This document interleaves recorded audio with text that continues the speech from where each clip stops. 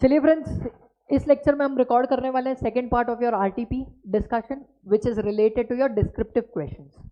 चलिए तो चालू करते हैं। पहला डिस्क्रिप्टिव क्वेश्चन जो दिया गया है आपके आरटीपी में वो है 11th क्वेश्चन। 11th में there are two parts, one is your A part and the other one is B part. चलिए हम ए पार्ट का डिस्कशन चालू करते हैं। जो क्या बोलता है देखिएगा, Babla and Bros is exclusively engaged in making exempt supplies of goods and is not registered under GST. तो अगर आप लोगों को सेक्शन 23(1) पता होगा तो उसमें लिखा है कि अगर आप एक्सक्लूसिवली एंगेज हो इन सप्लाई ऑफ एग्जेम्प्ट गुड्स या सर्विसेज तो आपको रजिस्ट्रेशन लेने की जरूरत नहीं है। तो इन्होंने भी रजिस्ट्रेशन नहीं लिया। On 1st of October the exemption available on its goods gets withdrawn. तो 1 अक्टूबर को क्या हुआ, उनका एग्जेम्पशन विड्रॉ हो गया। On that date the turnover of Babla Bros was 50 lakhs, मतलब it was well beyond the threshold. Examine the eligibility of Babla Bros for availing ITC if any. तो अब सुनिएगा,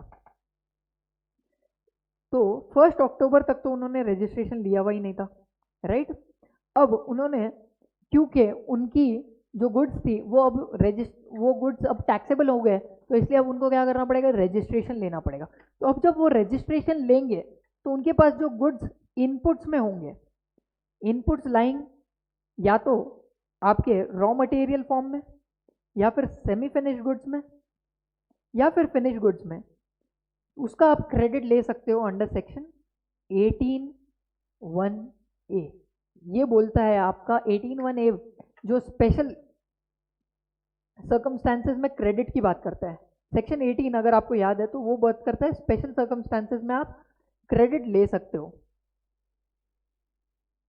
स्पेशल सर्कमस्टांसेस में you can avail credits, right. तो 18(1)(a बात करता है कि आप क्रेडिट ले पाओगे ऑफ योर इनपुट्स ओनली। किसका? Of your inputs only which are lying in your stock as on 30th सितंबर को, क्योंकि 1 अक्टूबर से वो एग्जेम्पशन विड्रॉ हो गया, राइट। तो 1 अक्टूबर तक जितना भी स्टॉक होगा उसके पास प्रीवियस डे का, तो उसका वो क्या कर पाएगा, क्रेडिट कैरी फॉरवर्ड कर पाएगा and it will be under section 18(1)(a। अब 18(1)(a) में सिर्फ आप इनपुट्स का क्रेडिट ले सकते हो, कैपिटल गुड्स का क्रेडिट आपको अलाउड नहीं है, ठीक है। ये बात आपको लिखनी होगी। चलिए उसके बाद अब सेकेंड वाला पार्ट है, उसकी बात करते हैं। सेकेंड वाला पार्ट क्या बोलता है, Mamta sales traders in exempt goods, exempt goods में ट्रेड करते हैं and provides taxable services also. It is registered under GST. पहले वाला रजिस्टर्ड नहीं था क्योंकि एक्सक्लूसिवली एग्जेम्प्ट कर रहा था, ये रजिस्टर्ड है। On 1 October the exemption available on the goods gets withdrawn. 1 तारीख को एग्जेम्पशन विड्रॉ कर लिया गया।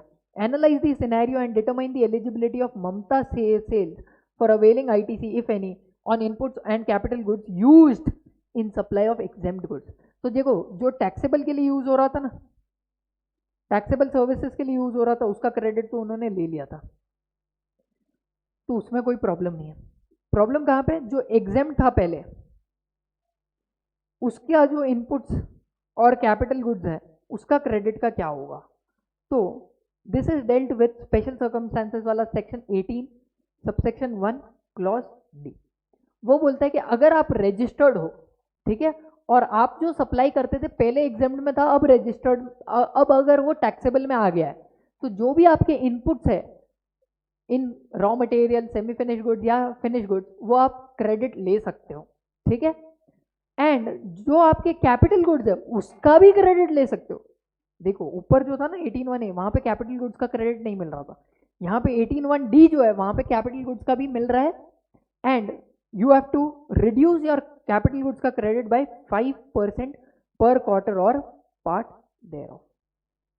तो reduced ITC of capital goods will be eligible. Inputs का आप पूरा क्रेडिट ले पाओगे अगर आप पहले रजिस्टर्ड थे और आपका जो सप्लाई कर रहे थे पहले एग्जेम्प्ट था और अब वो टैक्सेबल हो गया। यहाँ पे सेम ही है, बट ये बंदा पहले रजिस्टर्ड नहीं था, तो it will be governed bye 18(1)(a, और पहले एग्जाम था अब टैक्सेबल हो गया, तो उसको सिर्फ इनपुट्स का क्रेडिट मिलेगा, कैपिटल गुड्स का नहीं मिलेगा। चलिए सर, क्लियर है। अब बात करते हैं 12th वाले क्वेश्चन की। Suhasini is a registered software consultant. On account of her ill health, she could not provide any services in the month of October. October में वो कोई service provide नहीं कर पाई. However, she had incurred all of the expenses relating to her offices. तो business बनता but उसके office के खर्चे जो फिक्स कॉस्ट है वो तो लग ही रहते हैं. तो she paid 75,000 to various vendors. Total GST involved on goods and services procured by her was 13,500. Out of the total bills paid by her, one bill of 15,000 relates to security services availed for security of her office, tax on which is payable under reverse charge. GST involved on such invoices 2,700.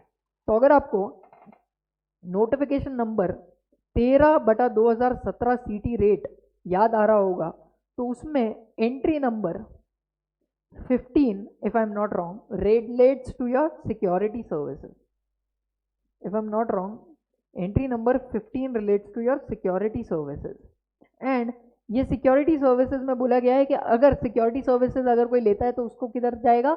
It will go under RCM, right? If it is an individual security वाला बंदा. तो अब अगर आपको पता है कि RCM का जो भी टैक्स होता है it is to be paid in cash only, आप उसके लिए अपना क्रेडिट यूज नहीं कर सकते. अब क्वेश्चन क्या बोलता है देखिएगा. Suhasini is of the opinion for the month of October no GST is payable from electronic cash ledger as she has sufficient balance of ITC for payment of GST under reverse charge of security services. तो बोलती है कि security services के लिए भी मैं अपना ITC use करके ही पेमेंट करूंगा. तो अगर आपको सेक्शन 49 का रेफरेंस देके बताना होगा कि जो भी आपका क्रेडिट लेजर का बैलेंस होता है it can be used only for outward tax liability. आप अगर RCM की जो लायबिलिटी है वो पे करना चाहते हो तो it can not be paid by using your credit. It has to be paid by your credit, it has to be paid by your electronic cash ledger only. तो इसलिए जो सुहासिनी जी बोल रही है उनका जो स्टैंड है that is incorrect and it is not tenable. तो जब भी आप ऐसा क्वेश्चन को आंसर करो तो 3 पेजेस में आपको उसको डिवाइड करना है. एक तो आपको फैक्ट्स ऑफ द केस बताना है, फिर आपको लॉ क्या बोलता है, लीगल प्रोविजन क्या बोलता है, and then you have to conclude. Is this point clear? तो 3 पार्ट में आपको आंसर को लिखना होगा. चलिए सर 14th वाले क्वेश्चन की बात करते हैं. 13th वाला क्वेश्चन की बात करते हैं. 13 वाला क्वेश्चन क्या बोलता है देखिएगा. XY of Kolkata is engaged in supply of various goods and services. अलग अलग गुड्स एंड सर्विसेज दे रहे हैं. It pays GST under regular scheme. कौन से स्कीम में है वो? रेगुलर स्कीम में.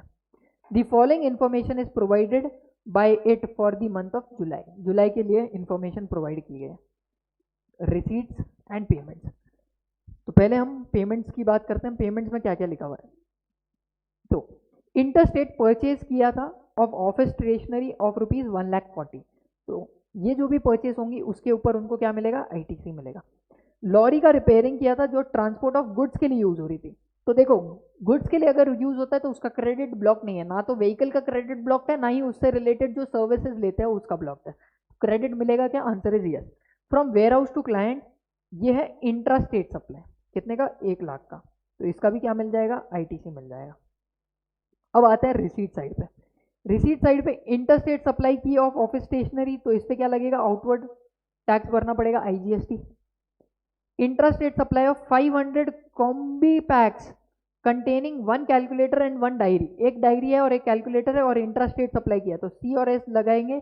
बट इस केस में क्योंकि जो सप्लाई किया गया it is a mix supply and यहाँ पे कौन सा रेट लगेगा? हाईएस्ट रेट लगेगा. वो हम देख लेंगे. चलिए फिर intrastate supply of services of business correspondent to Suvidhi bank with respect to accounts in urban area branch. किससे रिलेटेड? Urban area branch. देखो जो एग्जेम्पशन है ना वो किससे रिलेटेड है? अगर कोई सर्विस बिजनेस करस्पॉन्डेंट देता है in relation to rural area branch is exempt. ये वाला एग्जेम्प्ट है क्या? तो आंसर इज नो. तो इस पे टैक्स आएगा. एंड कौन सा टैक्स आएगा? C और S. अब देखते हैं नीचे क्या क्या लिखा हुआ है. The following additional information is provided bye XX in relation to the above receipts and payment. 10% of interstate supply of office stationery are made from unregistered person. तो इससे क्या फर्क पड़ेगा? 10% जो है ना ऑफिस स्टेशनरी जो परचेज की है वो किससे खरीदी है? इंट्रास्टेट वाली जो सप्लाईज है is from unregistered person. Okay sir. Each combi pack containing 10% of interest rate supply जो की है ये वाली ऑफिस स्टेशनरी की, ये अनरजिस्टर्ड लोगों को की है, अनरजिस्टर्ड डीलर्स को किया है। Okay sir. Each combi pack containing calculator and diary is priced at 800. The calculator and diary individually are priced at 700 and 200 respectively. Okay sir. The invoice of 40,000 towards purchases of office stationery is missing and no tax paying document is available in respect of these goods. तो अगर आपको section 16(2) याद है तो उसमें क्या लिखा हुआ है कि अगर देखो साहब आपके पास अगर टैक्स इनवॉइस या ड्यूटी पेड डॉक्यूमेंट नहीं है तो आप उसका क्रेडिट नहीं ले सकते, एलिजिबिलिटी में लिखा हुआ है। क्योंकि मेरे पास अब 1,40,000 में से 40,000 के इनवॉइसेस नहीं है तो मैं कितने का क्रेडिट ले पाऊंगा? Only of 1 lakh. Is this point clear? चलिए, all the figures mentioned above are exclusive of taxes wherever applicable. आपको क्या करना है? Rates of CGST, SGST, IGST for all services office stationery calculator are 9, 9 and 18, IGST के लिए 18 respectively. Rates of CGST for diary is 14%, 14%, 20% respectively. IGST का 28 होगा, C और S के लिए 14, 14. Subject to the information given above, all the necessary conditions for availing the input tax credit have been fulfilled, except इसके case में fulfill नहीं हुआ है तो उस केस में हम उतने का क्रेडिट नहीं लेंगे। ठीक है। Details of opening input tax credit दिया है कि ओपनिंग में 5 CGST, SGST है और IGST में 80,000 का क्रेडिट बैलेंस है। अब आपको क्या निकालना है? Compute the minimum net GST payable in cash by XY for the month of जुलाई। चलिए सर, तो आपको निकालनी है लायबिलिटी विच इज पेएबल। तो हम देखिए क्या करते हैं, तो हम निकालेंगे outward tax liability CS and IGST की कितनी बनती है। तो आउटवर्ड टैक्स देखो 2 लाख का इंटर स्टेट सप्लाई किया, inter state supply of stationery 2 lakh की सप्लाई की, उसके ऊपर कितना आएगा? उसके ऊपर 18%, 2 लाख का 18% कितना आ जाएगा? 18% will come to 36,000 IGST is payable, right. चलिए, उसके बाद इंटर स्टेट सप्लाई की है 500 combi bags containing 1 calculator and 1 diary. देखो अगर कैलकुलेटर एंड डायरी है तो कैलकुलेटर का रेट कितना है? It is 18%, that is 9 CGST, 9 SGST, and diary का रेट कितना है? 28%। अब इन्होंने क्या किया है? इन्होंने मिक्स सप्लाई किया। This is not a supply which is what? It is not a supply which is a composite supply. तो इस केस में रेट कितना लगेगा? इस केस में इंट्रास्टेट सप्लाई ऑफ क्या है? इट इज ऑफ कैलकुलेटर, तो उस पर रेट लगेगा हाईएस्ट वाला। कितने का सप्लाई किया है इन्होंने? इन्होंने सप्लाई किया है 4 लाख। तो 4 लाख का 14% will be your CGST and 14% will be your SGST। ठीक है। बाद में intrastate supply of services of business correspondent Suvidhi bank with respect to accounts of urban area branch कितना है? 1 लाख। तो इसके ऊपर भी टैक्स आएगा। यह है इंट्रास्टेट, तो ये कितना आ गया? 1 लाख का कितना रेट है? It is 9%, right. I hope 9% he rate है। हाँ, तो टैक्स आ जाएगा 9,000 CGST, 9,000 SGST। इसके अलावा और कोई टैक्स पेएबल है कि? तो आंसर इज नो। इनके लिए आपको नोट्स लिखने जरूरी है। देखो फर्स्ट वाले के केस में उन्होंने बोला कि अनरजिस्टर्ड को सप्लाई किया 10%। हमको क्या फर्क पड़ता है रजिस्टर्ड है अनरजिस्टर्ड है? आपको तो टैक्स कलेक्ट करना पड़ेगा ना जिसको सप्लाई कर रहे हो, राइट। तो वो नोट नंबर 1 में लिखना होगा। नोट 2 में आपको बताना पड़ेगा कि it is a composite supply नहीं है, it is a mix supply, इसलिए रेट कौन सा लगा रहे हैं? हाईएस्ट रेट लगा रहे हैं, अननेचुरली बंडल्ड है। फिर ये अगर रूरल एरिया ब्रांच से रिलेटेड अगर सर्विस होती तो ये एग्जेम्प्ट हो जाती, but it is related to urban area branch, इसलिए इस पर टैक्स आने वाला है। तो ये तीनों नोट आपको लिखने ज़रूरी है। नोट्स के बिना मार्क्स नहीं मिलेंगे, इसलिए आपको नोट्स लिखना बहुत ही ज़रूरी है। सो इधर 65,000 CGST आ रहा है, 65,000 SGST आउटवर्ड टैक्स लाइबिलिटी आ रही है और IGST में 36,000 पेएबल आ रहा है।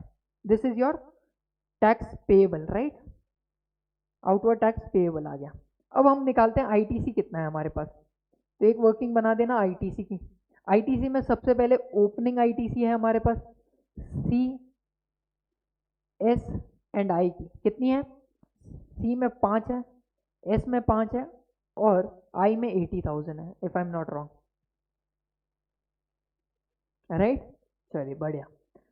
अब ऐड करेंगे हम purchases during the month. First वाला परचेज जो है वो इंट्रा स्टेट है या इंटर है, देखो इंटर स्टेट परचेसेस है 1,40,000 का, बट उसमें से 40,000 का आपके पास क्रेडिट ये नहीं है, तो आप क्रेडिट कितने का ले पाओगे? ओनली 1 लाख वाले इनवॉइसेस का ले पाओगे। 1 lakh into 18% because it is an inter state purchase, तो कितना आ जाएगा? It will come to 18,000। चलिए सेकेंड वाला जो परचेस है वो इंट्रा स्टेट परचेस है 1 लाख रुपए का। 1 लाख इंट्रा ही है ना? हाँ जी, इंट्रा परचेस है 1 लाख का, तो उसके ऊपर 18%, तो वो आ जाएगा 9,000 CGST, 9,000 SGST। तो टोटल इनपुट टैक्स क्रेडिट कितना है आपके पास? टोटल ITC अवेलेबल कितना है? 5, ये हो जाएगा 14, ये हो जाएगा 14 एंड ये हो जाएगा 98,000। चलिए अब हमको निकालना है total tax liability payable in cash. तो आप एक वर्किंग और बना सकते हो, liability to be paid in cash कितना है? देखिए 90, तो लेस, अब मैं यहीं पे नीचे लिख रहा हूँ बट आप अलग से भी बना सकते हो, लेस ITC। पहले आप IGST यूज करोगे, IGST में बैलेंस कितना है? 98,000, तो 98,000 में से 36,000 तो आप यूज कर लोगे for payment of CGST, sorry for payment of IGST। IGST credit first use for payment of IGST liability. फिर जो बैलेंस बचेगा, अब 98 में से 36,000 इज यूज्ड, राइट, तो बैलेंस कितना बचा? 62,000। अब ये 62,000 को आप कोई भी प्रपोर्शन में यूज कर सकते हो फॉर पेमेंट ऑफ C और S। तो आप चाहो तो ये पूरा 62 यहाँ पे यूज कर सकते हो, आप चाहो तो ये पूरा 62 SGST के लिए भी यूज कर सकते हो। मैं क्या करूँगा, मैं यूज करूँगा हाफ हाफ। तो मैंने यहाँ पे यूज कर लिया 30, सॉरी, तो मैंने 31,000 IGST का यूज कर लिया फॉर CGST एंड 31 यूज कर लिया फॉर SGST। अब बाकी जो बचा ये हो गया। अब मेरे पास क्रेडिट किसका है? CGST का क्रेडिट बचा है, कितना है? 14,000, वो मैं यूज करूंगा फॉर पेमेंट ऑफ CGST का लायबिलिटी, एंड SGST का जो क्रेडिट है वो यूज करूंगा फॉर पेमेंट ऑफ SGST का लायबिलिटी। और जो बैलेंस बचेगा that is to be paid in cash, net liability to be paid in cash. Cash में कितना पे करना पड़ेगा? तो देखो CGST में 65,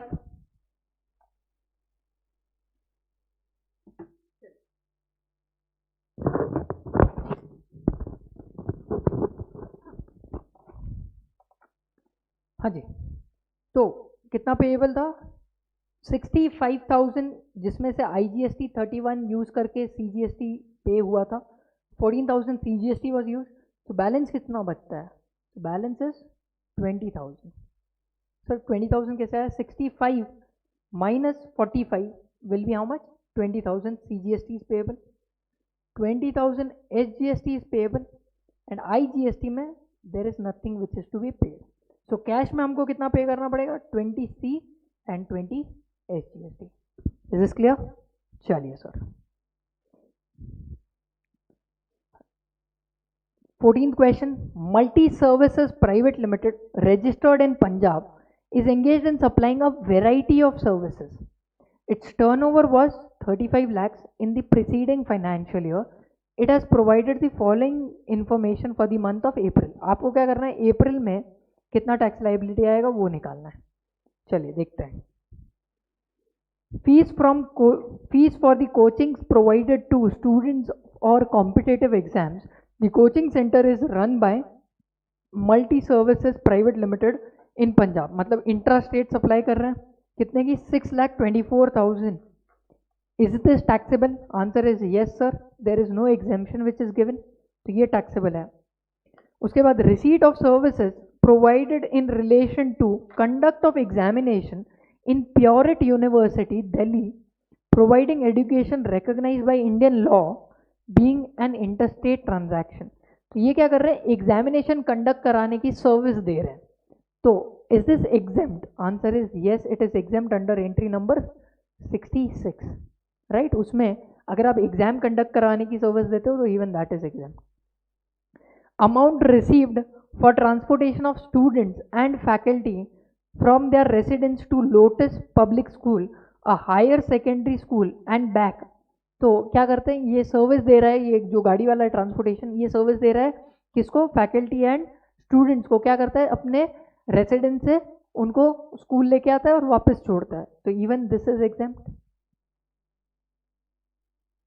Amount received for providing security and housekeeping services in Dhani Public School, a preschool, 36,000. Is this exempt? Answer is yes. तो services जो है ये वाली, ये एग्जेम्प्ट है अगर ये किसको दी गई है, प्री स्कूल या हायर सेकेंडरी एजुकेशन इंस्टीट्यूट को अगर दी गई तो दीज आर एग्जेम्प्ट। ये आपको लिखना पड़ेगा अपने नोट्स में। तो अगर आप देखो तो टैक्सेबल कितना है, ओनली 6,24,000। इसके ऊपर रेट क्या लगाया जाएगा, it is an intrastate supply, so CGST 9%, SGST 9%. So how much will be the tax? 6,24,000 का 9%। एक मिनट में कैलकुलेट ही कर लेता हूँ आपके लिए।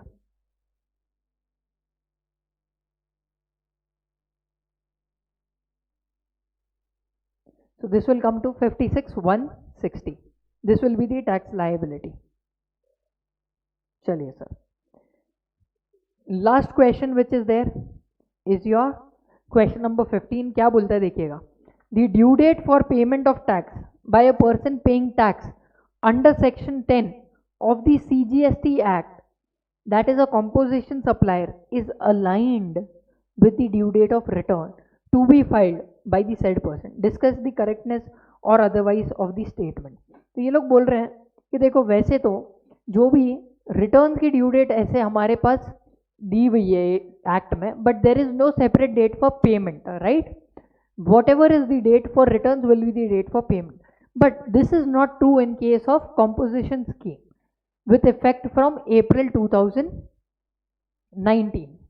रीजन भी देखो, 19 अप्रैल से क्या हुआ, एवरी क्वार्टर जो रिटर्न था आपका GSTR 4 that was replaced by a statement come challan CMP 08। तो अभी GSTR 4 जो कॉम्पोजिशन डीलर होते हैं वो जो GSTR 4 जो उनका रिटर्न था वो एनुअली फाइल करते हैं, एंड जो उनका पेमेंट है वो क्वार्टरली करते हैं by CMP 08। So in case of composition dealer this statement that the date of return is aligned with date of payment is not true because date of payment is quarterly as per CMP 08 which is to be filed by end of the quarter। तो जो following quarter होगा उसके 18th date तक आपको ये करना पड़ेगा, file करना पड़ेगा। whereas the return filing date which is GSTR 4 is 30th of April, that is from the end of the financial year। for example अपना ये जो financial year है 1920, ये एंड होने के बाद जो नेक्स्ट ईयर होगा उसके 30 तारीख तक उसको फाइल करना पड़ेगा। So 30th April 2020 would be last date for filing GSTR 4। So in short our GSTR 4 date that is return filing date is not aligned with the payment date. चलिए, so with this friends our entire chapter entire discussion of RTP along with your descriptive questions is completed. I'll just read out the line which is given for question number 15. तो देखिए question number 15 के बारे में क्या बोलता है, this statement is not correct, every registered person paying tax under section 10 is required to file a return annually GSTR 4 बाय 30th April of succeeding financial year. और पेमेंट किस में करना है, payment is to be done in GST CMP 08 which is required to be filed by 18th day of the month succeeding the quarter. Therefore, the return is to be furnished annually and payment needs to be made quarterly. इसलिए जो ऊपर वाली line थी वो सही नहीं है। With this friends, our entire chapter of our entire discussion for your RTP November 2020 related to your indirect taxes is over. Thank you friends. Thank you for your patient hearing.